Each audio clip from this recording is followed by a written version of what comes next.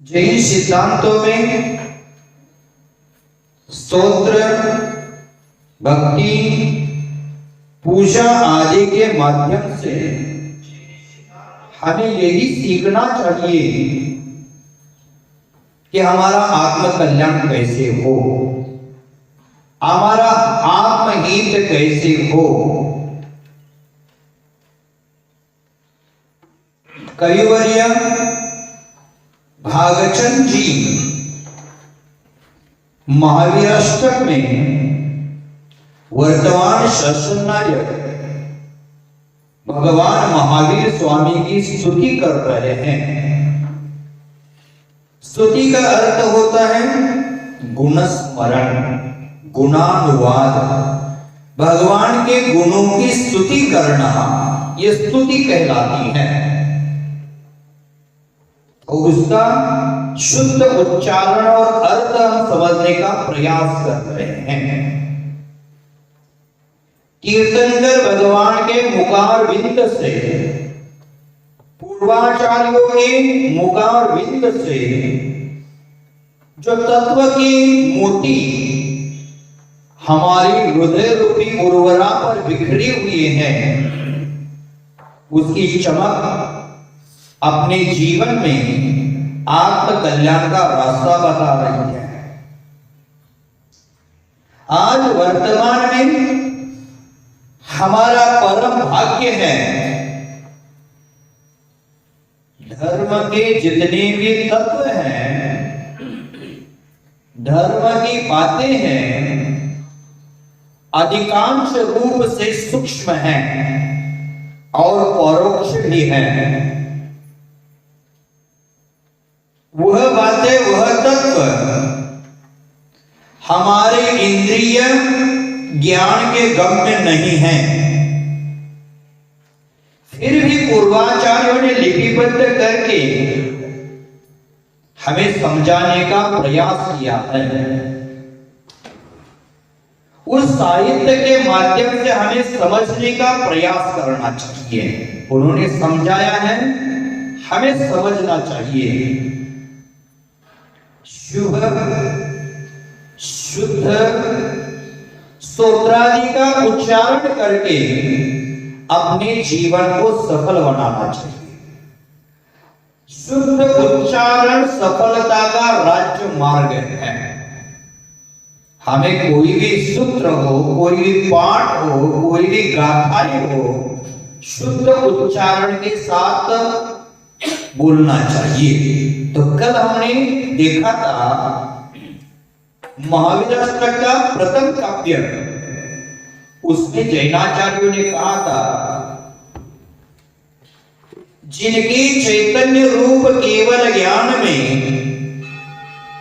उत्पाद व्यय द्रव्य से शोभायमान अनंत चेतन अचेतन पदार्थ दर्पण के समान प्रतिबिंबित होते हैं। देखो, दर्पण का अर्थ, दर्पण यहां कहा है, आचार्य भगवंतों ने कहा है, दर्पण तल सकला पदार्थ मालिका, माने दर्पण में संपूर्ण पदार्थों की मालिका प्रतिबिंबित होती है। उसी प्रकार ही भगवान आपके ज्ञान रूपी दर्पण में चेतन अचेतन जितने भी पदार्थ हैं वो एक साथ प्रतिबिंबित हो रहे हैं। भगवान समंत भद्र स्वामी भगवान के ज्ञान के बारे में लिखते हुए ग्रंथराज रत्नकरंडक श्रावकाचार में कहते हैं कि भगवान का ज्ञान कैसे है। यद विद्या दर्पणायते, भगवान की विद्या, भगवान का ज्ञान कैसे है, दर्पण के समान है। और उस दर्पण में उत्पाद व्यय द्रव्य से शोभायमान चेतन अचेतन पदार्थ प्रतिबिंबित होते हैं। हे भगवान, आप जगत का साक्षात्कार करने वाले हैं, सूर्य के समान मोक्ष मार्ग को प्रकट करने में तत्पर है। ऐसे महावीर स्वामी मेरे पथदर्शक बने, हमारे पथदर्शक बने। यह हमने कल देखा था। आज आगे कहते हैं आचार्य महाराज दूसरा काव्य, पहले उच्चारण करते हैं। अताम्र अताम्रम अताम्रम, ताको बड़ा कर दो, ह्रस्व दीर्घ का ध्यान देना, कल बोले देना, ध्यान देना। अताम्रम यच्चक्षुः यच्चक्षुः अताम्रम यच्चक्षुः। दिलीप भाई जी इधर बैठो, वो थोड़ा। अताम्रम यच्चक्षुः कमलयुगलम कमलयुगलम कमलयुगलम स्पंद स्पंद रहितम रहितम रहितम। अताम्रम यच्चक्षु कमलयुगलम स्पंद रहितम।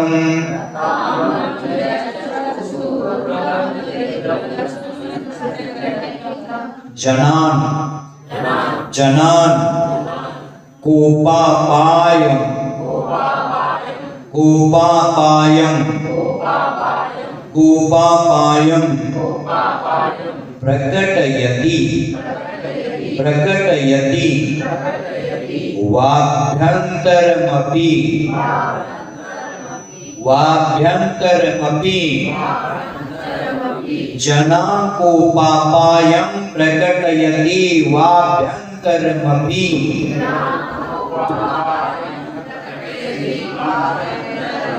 Sputum sputum मूर्तिर्यस्य मूर्तिर्यस्य मूर्तिर्यस्य। मुंह को दीर्घ करो। मूर्तिर्यस्य प्रशमित प्रशमित प्रशमित मत बोलना, प्रशमित प्रशमित मयि मयि प्रशमित मयि वाति विमला वाति विमला। स्फुटं मूर्तिर्यस्य प्रशमित मयि वाति विमला।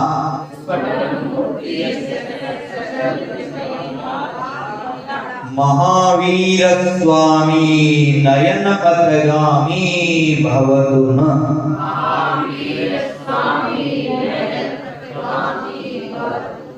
महावीर स्वामी नयन पथगामी भवतु न।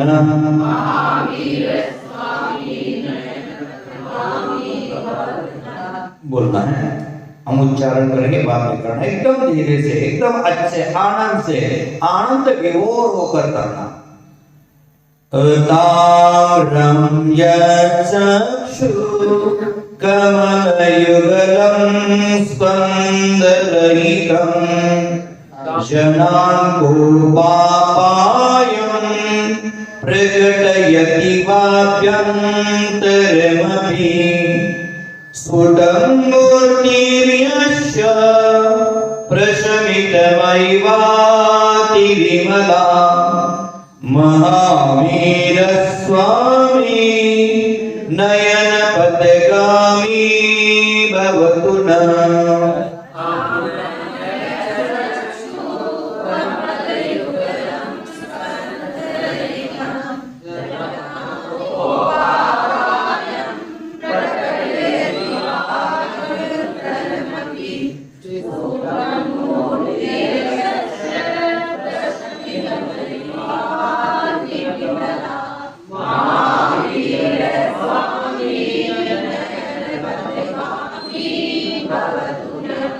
ध्यान देकर बोलना। एक छोटी सी दो गलतियां हैं, उस पर क्लियर कर देना। फिर से बोलना। अताम्रम यच्चक्षु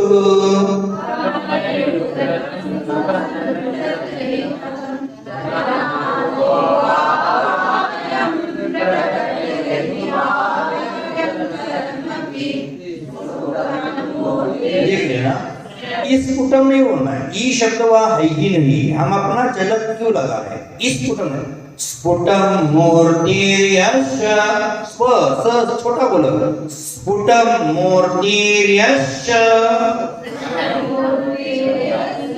प्रशमिते मयि भाति विमला।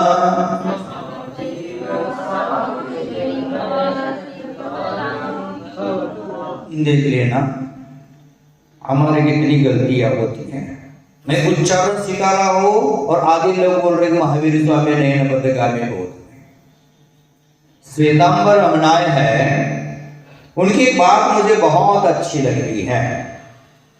जब भक्तगण उनके गुरु के पास जाते हैं तो बोलते हैं गुरुजी मांगलिक सुना देना।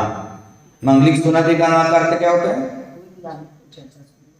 नमोकार मंत्र सुनाते हैं। मांगलिक में ज्यादा कुछ नहीं, नमोकार मंत्र सुनाते हैं और उनका भक्त है। गुरुजी नमोकार मंत्र बोलते हैं और वो हाथ जोड़कर आराम से अत्यंत भक्ति से कर्ण में प्राण लाकर सुनता है। और हम गुरुजी बोलेंगे नमो अर्यंतानम, ये बोलेगा नमो सिद्धांत। आगे जाने की आदत है। यहाँ मैं उच्चारण सिखा रहा था। स्फुटम मूर्तिर्यस्य प्रशमति वाचि विमला। तब तक क्या हो गया? महावीर स्वामी नयन बद्धगामी, मैंने आगे वाला बोलना चाहते हैं, नहीं ऐसा नहीं। तो आचार्य महाराज जी ने काव्य में भागेंद्र देव ने, भागचंद जी ने बहुत सुंदर वर्णन कर दिया है। अर्थ देखते हैं। अताम्रम शब्द पहला है, अताम्रम। ताम्र का अर्थ क्या होता है? तांबा, आप जानते हैं तांबा। अताम्रम माने तांबा होता है, वो कैसा होता है? पीला होता है, लालिमा के साथ होता है। तांबा होता है वो लालिमा से युक्त होता है। अताम्रम माने आपके चक्षु कैसे भगवान? लालिमा से रहित है। लालिमा आंखों में कब आती है? गुस्सा आने पर अथवा कोई रोग हो तो भी आंखों में लालिमा आती है। जैनाचार्य कहते हैं आंखों की लालिमा ओठों पर आती है तो कषायों की मंदता होती है। ओठों की लालिमा आंखों में जाती है तो कषायों की तीव्रता होती है। छोटा छोटा बच्चा आपने देखा होगा, ऊंट उसके लाल लाल होते हैं क्योंकि उसमें कषाय है ही नहीं, विषय वासनाएं है ही नहीं, विकारी वहां उसको है ही नहीं। लेकिन छोटे छोटे बच्चों को ऊंट इसीलिए कैसे होते? लाल लाल होते हैं। जैसे जैसे हम बड़े हो जाते हैं तो ऊंट हमारे लालिमा को छोड़ देते हैं और आंखों में लालिमा आना शुरू हो जाता है, कर वहां कषायों की तीव्रता हो जाती है। छोटे बच्चे के आंख लाल कभी देखे आपने? 99% छोटे बच्चों की आंख लाल नहीं होती है, हमारी आंख लाल हो रही। क्यों? कषायों की तीव्रता हो रही है। तो यहाँ भगवान क्या कहते हैं? अताम्रम। भगवान की आंखें कैसे? अताम्रम, लालिमा से रहित है। क्या? यत् चक्षुः माने जिनके नेत्र, जिनके नेत्र लालिमा से रहित हैं। और कैसे हैं? स्पंद रहितम। टिमकार होती है ना, क्या बोलते हैं, हिलता है ना आपका, वो टिमकार से रहित है, स्पंदन से रहित है, हिलन चलन से रहित है। भगवान की दृष्टि कैसे? नासाग्र दृष्टि है। आप 10 मिनट के लिए नाक की नोक पर अपनी दृष्टि केंद्रित करने का प्रयास कर लेना, आपके आंखों में हल्का सा दर्द महसूस होगा, कर नहीं पाएंगे। लेकिन भगवान की दृष्टि नासा पर है लेकिन उनकी आंख हिल नहीं रही है, स्पंद रहितम। आप ध्यान में बैठते हैं, कोई भी साधक हो अथवा श्रावक हो, गृहस्थ हो, ध्यान में बैठता है तो उसकी मन की एकाग्रता चल रही कि नहीं चल रही है, कैसे पता करें? हम बैठे, आपके सामने ऐसे बैठ गए तो आप कैसे निर्णय कर पाओगे कि महाराज जी ने एकाग्रता को प्राप्त कर लिया? आंखें तो स्पंद रहित हो सकती है, किसी की भी हो सकती है, लेकिन आंख में जो हम बोलते हैं काला हिस्सा है, इधर उधर घूमता है ना, आप आंख बंद करके देख लेना, वो इधर उधर घूमना शुरू कर देगा। और आंख बंद करने के बाद उसका जो घूमना बंद हो गया तो मन को एकाग्र कर लिया। दिखता है, इतना लेयर पतला होता है ऊपर वाला, ये पलक है अपनी, क्या बोलते हैं उसको, इतना लेयर पतला है उसका कि उसके अंदर से इधर उधर भागने वाला दिखता है, सामने वालों को दिखेगा, आप एक दूसरे का देख लेना, दिखता है। जो लेयर है देख लेना, आप एक दूसरा प्रयोग करके देख लेना, बिना प्रयोग का जैन सिद्धांत है ही नहीं। माने मन की एकाग्रता, भगवान के नेत्र कैसे हैं, स्पंद रहिता, ना पलक झप रही है, अथवा उनका जो अंदर का हिस्सा है, क्या बोलते हैं आप उसको समझ जाना, मराठी में तो बुबुल बोलते हैं उसको, तो वो इधर उधर खिलता नहीं है भगवान का। कैसे भगवान के नेत्र स्पंद रहितम, और क्या, कमल युगलम, युगल का अर्थ होता है दो, और कमल, ये कमल शब्द किसके लिए आया है, नेत्र के लिए। आज तक हमने चरण कमल सुना, हस्त कमल सुना, अब क्या दिया है, नयन कमल, नेत्रों को कमल कहा, क्यों कहा, हमारे नेत्र कमलाकृति हैं। जैसे छोटा बच्चा है, आपने उसके हाथ में पेंसिल थमा दी, कॉपी थमा दी, और उसको बोले कमल का चित्र बनाओ, तो बनाता है, इधर उधर ऐसा ऐसा करता है, कुछ घुमाव कर देता है ऐसा, और बोलता है बना दिए। उसी प्रकार हमारा नेत्र है वो कमलाकृति, खिले हुए कमल की तरह, मात्र कमल नहीं है, कैसा है, खिला हुआ कमल, ऐसे हमने रखा है ना सामने करके, उसी प्रकार खिले हुए कमल की तरह है हमारे नेत्र। इसलिए जैनाचार्य यहाँ कवि कहते हैं नेत्र कमल।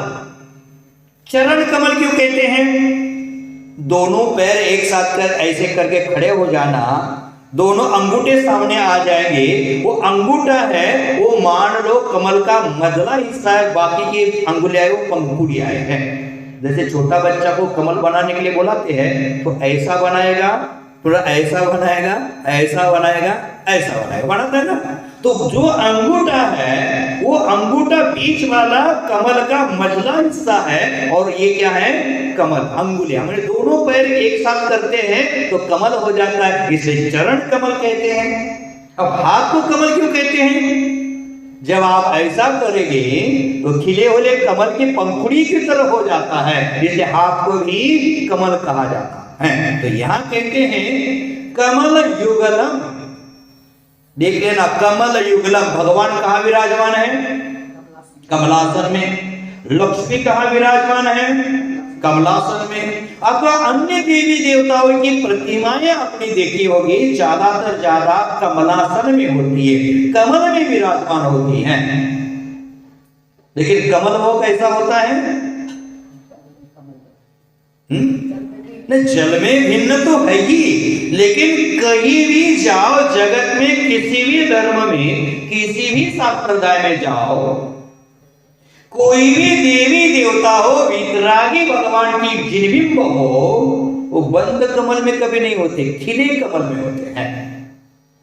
भगवान का वास है वो खिले हुए कमल में होता है। उसी प्रकार जिसका हृदय कमल खिला हुआ है वही भगवान विराजमान हो सकते हैं। दिन भर अत्रो अत्रो तिष्ठो तिष्ठो बोलो, कुछ नहीं होने वाला।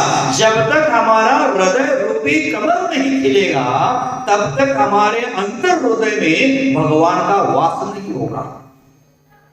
हमारा हृदय कैसा होना चाहिए, खिला होना चाहिए, माने उदार होना चाहिए। कहते हैं ना गीता में नारायण कृष्ण, उदार चित्तानाम तो वसुदैव कुटुंबकम।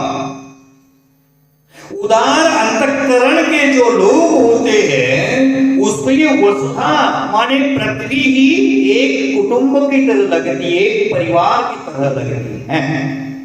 तो खिला हुआ कमल, क्या कहा, कमल युगलम। दोनों, युगल का अर्थ दोनों कमल। दोनों कमल कैसे हैं, लालिमा से रहित हैं, स्पंद से रहित हैं, और क्या कहते हैं, जनान माने मनुष्यों को, जो मनुष्य है भक्त है उनके, जनान कोप अपायम, कोपापायम, कोप अपायम, कोप गुस्सा, क्रोध अपायम नष्ट करने वाले हैं। अभ्यंतरम वा माने मात्र बहिरंग का नहीं, अभ्यंतर भी,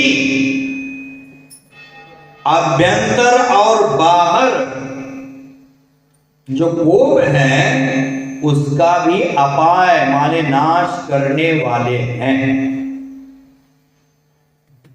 भगवान की प्रतिमा आप देखते हैं, शांत है कि क्रोधी है? ऐसी शांत मुख मुद्रा के सामने जाने वाला भक्त है, वो भगवान की प्रतिमा को देख करके उसका क्रोध है वो नष्ट हो जाया करता है। मनुष्य का तो दूर बात, मनुष्य की तो बात दूर ही रख लेना, त्रियंच गति के हिंस्र प्राणी भी भगवान के सामने जाते हैं तो क्या कहते हैं?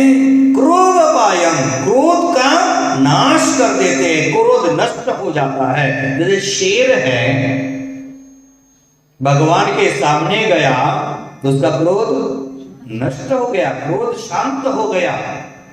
जैसे इंद्रभूति ब्राह्मण का मान कषाय भगवान के समोच्च शरण में जाने से शांत हो गया।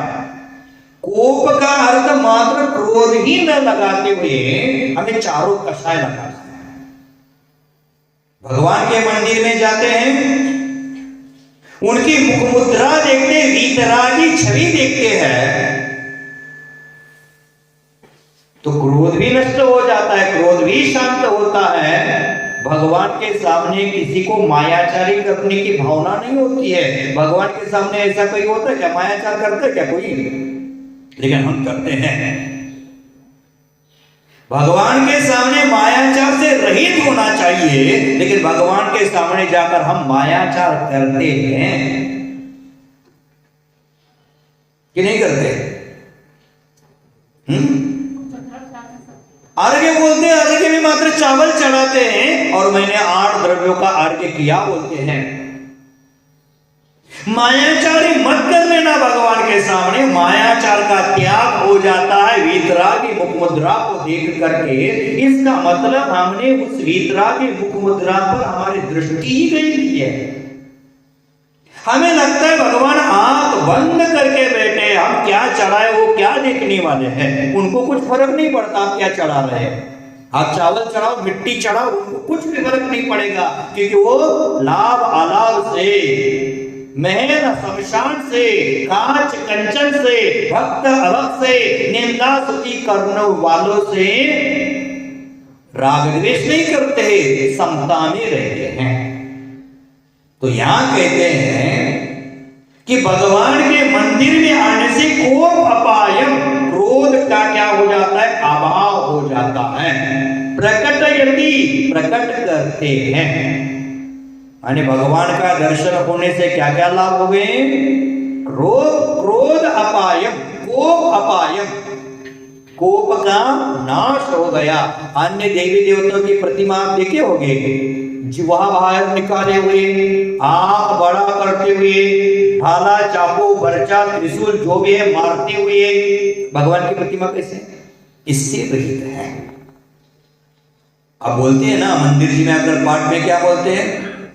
छवि वीतरागी, बोलो,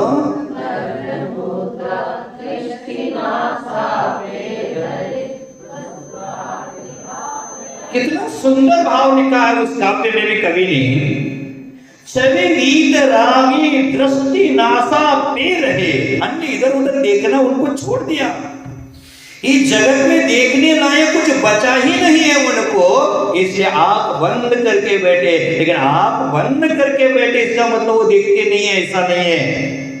हम आंख खोल कर भी अंधों जैसा व्यवहार करते हैं, सूरदास जैसा काम करते हैं, लेकिन भगवान आंख बंद करके भी भावाचित चिता, कल कहा था, चेतन अचेतन पदार्थों को युगपत देखते हैं, उनके गुण पर्याय और द्रव्य को। आंख बंद करते हैं, बैठे इसका मतलब वो कुछ देखते नहीं है, ऐसा नहीं है। हम बार बार कहते हैं आप भगवान आंख बंद करके बैठे तो कुछ भी पाप करे क्या? नहीं, खुद से और खुदा से कुछ भी छिपता नहीं है, उनको दृष्टिगोचर हो ही रहा है। तो यहां को अपायम प्रकटयति, क्रोध का अभाव प्रकट करते हैं। ऐसे भगवान की प्रतिमा को देखकर क्रोध का अभाव हो जाता है। मान लेना जो मंदिर में आकर क्रोध करता है, द्रव्य की थाल इधर उधर फेंक देता है गुस्से में आकर, अथवा किसी का शर्ट भी पकड़ लेता है, तो समझ लेना उन्हें वितरागी मुद्रा समझ नहीं आई है उसका। यश मूर्ति, यश मूर्ति, भगवान आपकी मूर्ति माने मुद्रा, शरीर कैसे है? स्फुटम, स्पष्ट रूप से, प्रशमितमयी, प्रशम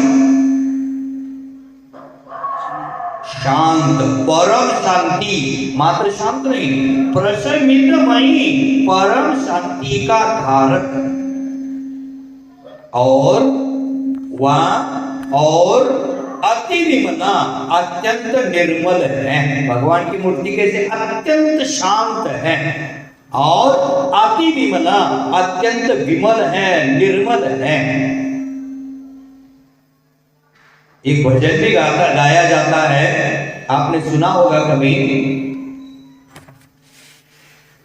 प्रभु शांत छवि तेरी अंतर में है समाई, प्रत्यक्ष देख मूरत शांति हृदय में छाई।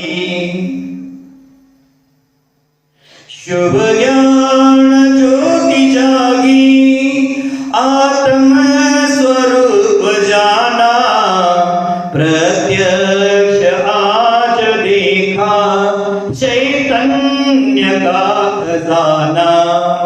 चैतन्य का खजाना, भगवान को देखकर मैं भगवान हूं, इसका भान होना चाहिए। क्या कहा?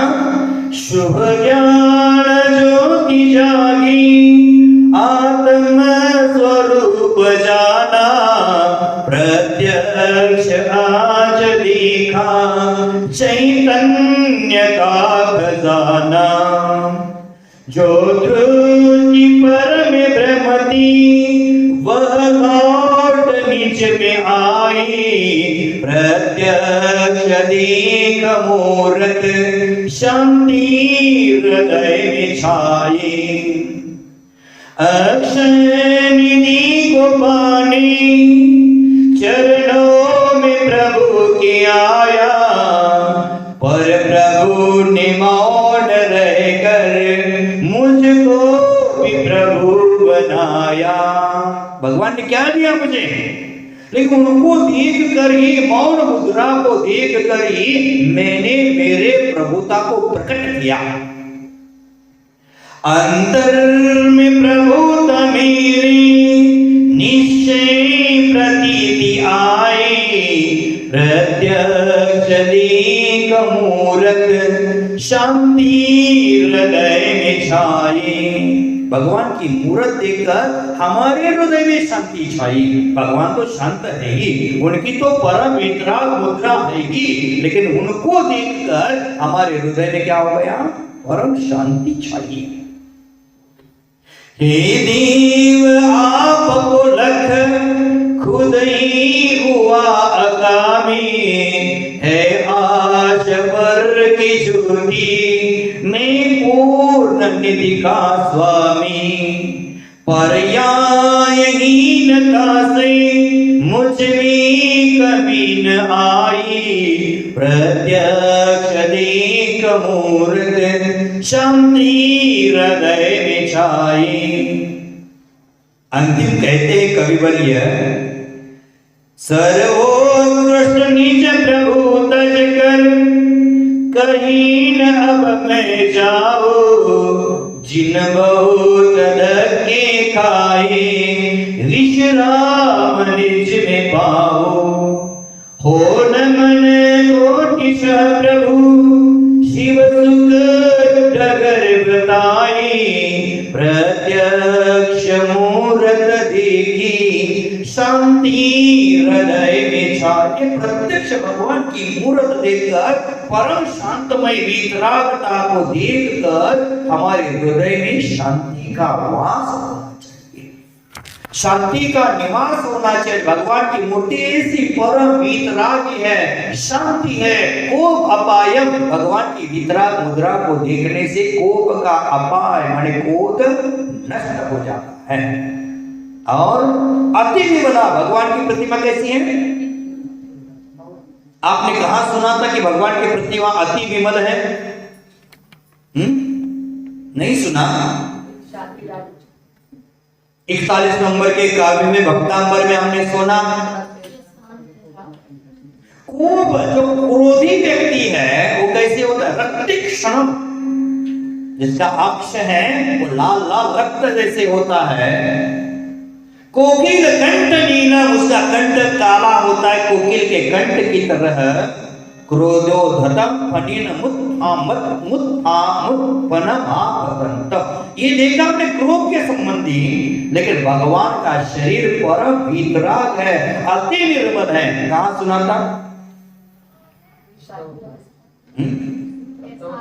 भक्तांबर में सुना था, शांत राग रुचि परमाणु विश्वम। हे भगवान, आपकी प्रतिभा, ये शांत राग रुचि परमाणु विश्वम, ये तीन जगत में उतने ही परमाणु थे जिन परमाणुओं के कारण आपका सुंदर शरीर बना है। उस सुंदर शरीर के जैसा ये जगत में और किसी का सुंदर शरीर नहीं है। तो भगवान की प्रतिमा कैसी है? अति विमला, अत्यंत निर्मल है। ऐसे महावीर स्वामी नयन पथगामी भवतु न भवतु में। ऐसे महावीर भगवान मेरे नयन के पथगामी बने, मार्गगामी बने। यह मंगल भावना इस काव्य में भागितु देव ने रखी है।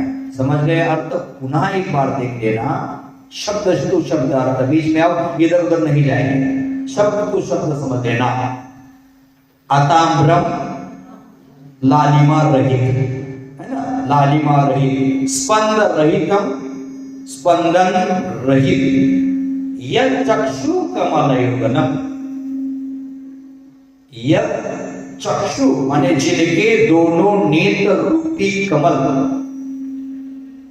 जनान मनुष्य को अभ्यंतरम, कहा शब्द है अभ्यंतरम? वाभ्यंतरम अपि, वाभ्यंतरम अपि, अपि का मतलब क्या होता है? भी। वाभ्यंतरम अपि भी, अभ्यंतर, वा माने अथवा, अभ्यंतर भी माने अभ्यंतर, अपि भी माने अंतरंग बहिरंग, दोनों लगा लेना।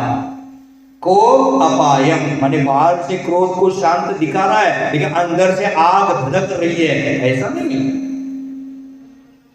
हम क्या करते हैं, हमसे ज्यादा बलवान व्यक्ति सामने आता है तो उस पर हम क्रोध नहीं दिखा सकते, तो उस समय क्या होगा, शांत मुद्रा दिखा दी, लेकिन अंदर से ऐसा जल रहा है, ऐसा जल रहा है जैसे वाणवानर में आग लगती है, उससे भी ज्यादा आग अंदर लगी है, ऐसा नहीं होता। इसलिए आचार्य भगवान यहाँ भागवत देव कवि ने बहुत सोच समझकर शब्द रखा। वाभ्यंतर अपि माने अभ्यंतर और बहिरंग भी, मात्र बहिरंग शांत मुद्रा और अंतरंग में धधक रहा है, क्या फायदा हो गया? इससे अच्छा बहिरंग में क्रोध कर लेता, बहिरंग में क्रोध कर लेता, अच्छा था, वो ज्यादा नुकसान नहीं, लेकिन अंतरंग में जो कषाय युक्त परिणाम हो रहे वो हमारा ज्यादा घाटा कर रहे। जैसे हम मूवी देखते हैं, मूवी की जो एक्टर है उसका मेरा कोई संबंध नहीं है, मारो मारो पीटो पीटो, क्या हो जाएगा? अंतरंग कर्म का बंद हो जाएगा। कल आप लोगों ने, हम बोलने के पहले समझ जाते हैं, कितनी होशियार लोग हैं। मैच देखा भारत पाकिस्तान का, हमें कुछ फायदा नुकसान नहीं, लेकिन ये देश की गरिमा है, गौरव है, सम्मान है। तो हारने के बाद कितना दुख होता है, जीतने के बाद कितना आनंद होता है। जो आनंद है, जो आनंद युक्त परिणाम है भगवान की भक्ति करते हुए, वो हमें शुभ परिणामों के कारण शुभ कर्म का बंद करा देगी, पुण्य कर्म का बंद करा देगी। और बहिरंग से क्रोध को छोड़ दिया और अंतरंग में क्रोध भरा हुआ है, क्रोध की आग धधक रही है, तो क्या हो जाएगा, अशुभ कर्म का बंद हो जाएगा। यहाँ पूजा भी कर रहा है और बगल में हमारा कोई पड़ोसी जिनके साथ हमारी बात बंद है, अनबनी है, वो आकर बैठेगा तो इधर बोलेगा छवि वीतरागी नग्न मुद्रा दृष्टि नासा पेरे, ये क्यों बैठा यहाँ? अंतरंग में जलसी हो रही है, जलन चल रहा है, यही हमारे कर्म बंध का प्रमुख कारण है। लेकिन भगवान का भक्त भगवान के सामने जाता है तो क्या होता है, वो अपायम, कैसे, वाभ्यंतरम अपि, अंतरंग बहिरंग दोनों से। कितना सुंदर चर्चा है। हम बोलते तो है ये, लेकिन अर्थ आज तक जानने का कभी प्रयास नहीं किया था। एक एक शब्द है वो हमारे जीवन उत्थान का कारण बनेगा। एक एक रत्न जैसा मोती रत्न, एक एक शब्द, एक एक तत्व की चर्चा हमें रत्नों की तरह जैनाचार्यों ने देने का प्रयास किया है। वाभ्यंतरम अपि, अंतरंग बहिरंग को अपायम, यानी क्रोध का नाश हो जाता है भगवान को देखकर। भगवान को देखकर क्रोध करने वाला व्यक्ति भगवान को देखा ही नहीं है। तो यहाँ आचार्य महाराज कहते वाभ्यंतर अपि, अंतरंग बहिरंग भी क्रोध अपायम, क्रोध नाश हो जाता है। प्रकट यदि, प्रकट क्रोध को नाश कर देते हैं। यश मूर्ति, आपकी मूर्ति स्पष्ट रूप से, स्पष्ट रूप से प्रसिद्धिमयी, माने प्रशम, परम शांति का धारक। आपकी प्रतिमा कैसे, परम शांति की धारक है। देखो तो आनंद आनंद आनंद, दूसरा कुछ है नहीं। भक्ति करते आनंद कभी आते हैं आनंद के अश्रु। भगवान की मूर्त देखकर क्या लगता है, तेरी प्रतिमा इतनी सुंदर, तू कितना सुंदर होगा। भगवान की प्रतिमा देखकर ये भाव हो जाते हमारे कि हमारे जीवन में ये वीतरागता कब प्रकट हो। जैसे बोलते खरबूजा को देखकर खरबूजा रंग बदलता है, तो वीतरागी भगवान को देखकर वीतराग के भाव आ जाते हैं। वह वीतरागता के भाव ही हमें शाश्वत सुख का कारण बनते हैं। हमारे कभी वीतरागता को देखकर वीतरागता के भाव आए हैं? स्वयं को सवाल कर देना, स्वयं प्रश्नार्थी बनना और स्वयं परीक्षक बनना और स्वयं परीक्षा दे देना। भगवान को देखकर कभी लगा है आपको भगवान बनेंगे, हम कब भगवान बनेंगे, इस संसार में कब तक भ्रमण करते रहेंगे, ऐसा लगा है? नहीं लगा। ये लगना चाहिए। तो यहाँ कहते भगवान की प्रतिमा कैसी है, यश मूर्ति। भगवान आपका शरीर अथवा आपकी मूर्ति स्पष्ट रूप से परम शांति की धारक है और अति विमला, अत्यंत विमल है। ऐसे महावीर भगवान मेरे उर आबसो, मेरे नयनों में आबसो, मेरे मोक्ष पथगामी बनो। कितना उज्जवल भाव है, समझ गए हैं मंत्राणी? पूरा अर्थ समझ गए कि कोई कठिन शब्द लग रहा है? महाराज हमारे लिए क्या कठिन है, हमारे लिए तो सब आसान है। संसार के कार्य हमारे लिए आसान है, लेकिन धर्म के कार्य हमें कठिन लगते हैं। लेकिन धर्मात्मा व्यक्ति को धर्म के कार्य आसान लगते हैं और संसारिक कार्य कठिन लगते हैं। तो हमें इस स्तोत्र का पाठ करते समय, देखो स्तोत्र बोलना चाहिए, लेकिन हम क्या बोलते हैं, स्त्रोत्र नहीं बोलते। स्रोत का मतलब होता है प्रवाह, पानी का प्रवाह है, पानी का स्रोत प्रवाह। और स्तोत्र भगवान के गुणों का स्मरण, गुणानुवाद। हम क्या बोलते हैं आज? कौन सा पाठ बोले हम? कौन सा पाठ बोले? भगवान भक्तांबर स्तोत्र, महावीर अष्टक स्तोत्र और तत्वार सूत्र जी नहीं बोलते हैं, सूत्र जी। सूत्र जी, अब सूत्र क्या होता है मुझे पता नहीं, बोलती हो तो शुद्ध बोलो। कल भक्तांबर पाठ में चर्चा कर ली थी ना, ये माया मेरे द्वारा रचा गए भक्तांबर जो बुद्धिमान पुरुष पढ़ता है, उच्चारण करता है, तो वह बुद्धिमान पुरुष है, वह क्या हो जाता है? आपके समान, भगवान के समान हो जाता है। कल शब्द आया था बुद्धिमान, मतिमान दीते आया था, मतिमान दीते 47 नंबर के काव्य में आया था। मतिमान माने बुद्धिमान। कौन बुद्धिमान है? हम स्वयं को ज्यादा बुद्धिजीवी समझ रहे हैं। किसी ने कहा आंदोलन जीवी, किसी ने कहा बुद्धिजीवी, हम स्वयं को बुद्धिमान कह रहे, लेकिन बुद्धिमान कौन है? कल शाम की क्लास में चर्चा की थी। 4 विशेषण है बुद्धिमान व्यक्ति के। पहले जो भी पाठ है, जो भी स्तोत्र जी है, जो भी सूत्र जी है, उसका शुद्ध उच्चारण करता है, वह बुद्धिमान है। प्रत्येक शब्द का अर्थ जो जानता है वह बुद्धिमान है। और मुख से उच्चारण करते करते उसके अभिप्राय को हृदय में धारण करता है, उसके भाव को जानता है, वह बुद्धिमान है। और जहां जहां नमः शब्द आता है वहां वहां शरीर से भी नमस्कार कर देता है, सिर झुका लेता है, वह बुद्धिमान है। आप स्वयं को सवाल पूछ रहे हैं, इस 4 में से हमारे पास कितने गुण हैं? कुंडली के 36 से 18.5, 22, 26 देख लेते हैं, लेकिन बुद्धिमान व्यक्तित्व का लक्षण ही 4 गुणों में बताया। उसमें हमारे पास कितने गुण हैं? शुद्ध उच्चारण होता नहीं, जैसे कल कहा था समम भ्रांति। क्या बोलते हैं हम? समम भ्रांति। भ्रांति का अर्थ हो गया भ्रमित हो गया है बुद्धि जिसका। भ्रांति का अर्थ समम, माने हमारा शुद्ध उच्चारण, उसके साथ प्रत्येक शब्द का अर्थ हमें पता होना चाहिए। नहीं तो अर्ज का अर्थ बकरा लगा दिया, सिंहासन जमीन में धंस गया। गलत अर्थ हमारे काम का नहीं है, हमें अर्थ सही लगाना चाहिए। माने प्रत्येक शब्द का अर्थ पता होना चाहिए। तीसरी बात, मुख से बोल तो रहे हैं, टेप रिकॉर्डर की तरह नहीं। कैसे बोलना चाहिए? जो मुख से उच्चारण करते उसके साथ साथ अंतरंग में उसी प्रकार भावनाओं को प्रकट करो।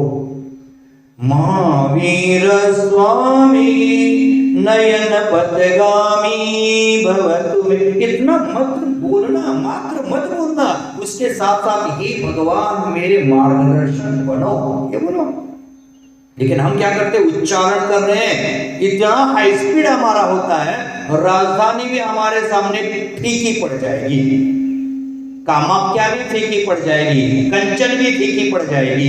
इतना हमारा हाई स्पीड होता है। 10 पाठ हम 10 मिनट में कर लेते हैं, 10 पाठ हम 10 मिनट में कर देते हैं, और यहाँ 3 लाइन समझाते समय 1 घंटा निकल जाता है। कितना अर्थ होगा इसका, कितना अनुभव अच्छा होगा इसका, वह अनुभव हमें करना चाहिए। और चौथी बात, नमस्कार। भगवान का अर्घ्य हम करते हैं ना, कैसे करते हैं? ऐसे नहीं करना, बहुत उसका अभिप्राय है। जैनाचार्य कहते हैं भगवान को जब अर्घ्य चढ़ाते हैं, प्लेट आदि लेकर चढ़ाते हैं ना, तो अर्घ्य की प्लेट है वो माथे पर लगाकर ही चढ़ाना चाहिए, वह पूजा सार्थक है। नहीं तो व्यर्थ। मैं नहीं कह रहा हूं, जैनाचार्य जैनागम में कहते ये लगता है वीरसेन आचार्य का शब्द है। वीरसेन आचार्य हमारे लिए प्रमाणभूत है। भगवान का अर्घ्य करते तो क्या करो, द्रव्य है, कोई भी द्रव्य चढ़ा रहे, मस्तक को लगाकर अर्घ्य, मस्तक को लगाकर, माने वहां हमारी नम्रता की भावना होनी चाहिए। मस्तक को लगाकर माने कोई खड़े होकर ऐसा नहीं करता है, झुकाता है ना मस्तक, मस्तक झुकाता है, इसलिए भावना रखा है कि नमः, नमस्कार करके ओम रीम महावीर जिनेन्द्राय नमः करो, शब्द हर जगह प्रयोग अच्छा है। हम क्या करते हैं, अर्घ्य बोलते समय, पूजा बोलते समय ओम रीम हरम, ओम रीम श्रीम महावीर जिनेन्द्राय अर्घम निर्वपामि, उसमें शब्द ऐड करो, मम जन्म जरा मृत्यु नाशनाय अथवा मम अनर्घ्य पद प्राप्तय अर्घम निरूपामि, अर्घम के पहले एक शब्द प्रयोग करो, दिव्य अर्घम। महावीर शब्द उच्चारित करते हैं तो ह्रीम श्री महावीर जिनेन्द्राय नमः, नमस्कार करके बार बार नमस्कार करो, क्या फर्क पड़ता है। नमोकार मंत्र है, उसमें 5 बार नमस्कार किया है, नमो अरियंतानम, नमो सिद्धानम, नमो आयरियानम, नमो वज्रायनम, नमो लोहे, सब बसाओ। ऐसा लिख सकते थे ना, इतना कष्ट क्यों लिया होगा। नमो अरियंतानम, सिद्धानम, आयरियानम आदि लिख सकते थे।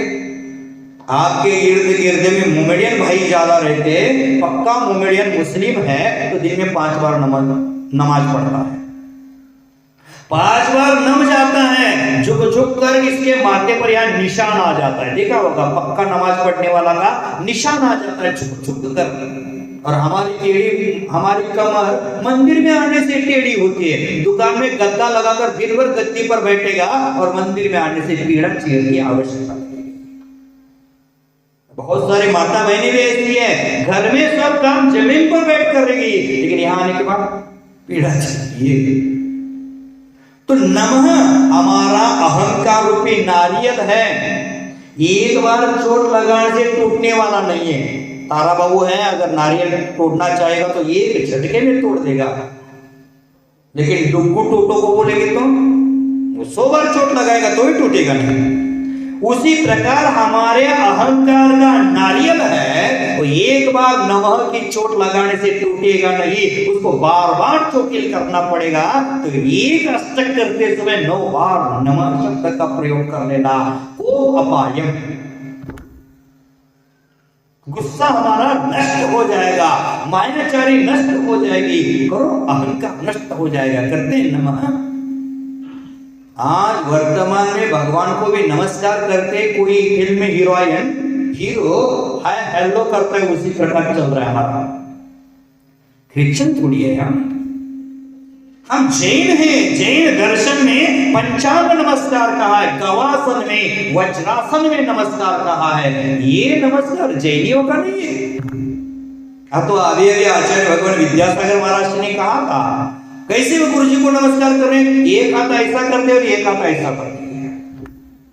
ये कोई नमस्कार का तरीका नहीं है, नमस्कार की विधि नहीं है। नमस्कार की विधि पहले सीखो, तभी जाकर हमारा को अपायम, नहीं तो समझ गए इसका अर्थ। शॉर्ट में पुनः एक समझा देते हैं, समय आपका हो गया है। दो का भी करने का प्रयास था, लेकिन इसको स्वरूप अलग सा पा रहा है। आताम्रम लालिमा रहित, स्पंद रहित यह चक्षु कमल युगलम, जिनके दोनों नेत्र रूपी कमल जना मनुष्य को आभ्यंतरम वा माने भीतरी और बहिरंग का भी को अपायम, क्रोध के अभाव को प्रकट करते हैं। और यश मूर्ति जिनकी मुद्रा, जिनका शरीर, जिनकी मूर्ति स्पष्ट रूप से प्रशमित भई परम शांति की धारक है और अति विमला, अत्यंत निर्मल है, ऐसे महावीर स्वामी मेरे नयन पथगामी बने। ऐसी भावना इस काव्य में जैनाचार्यों ने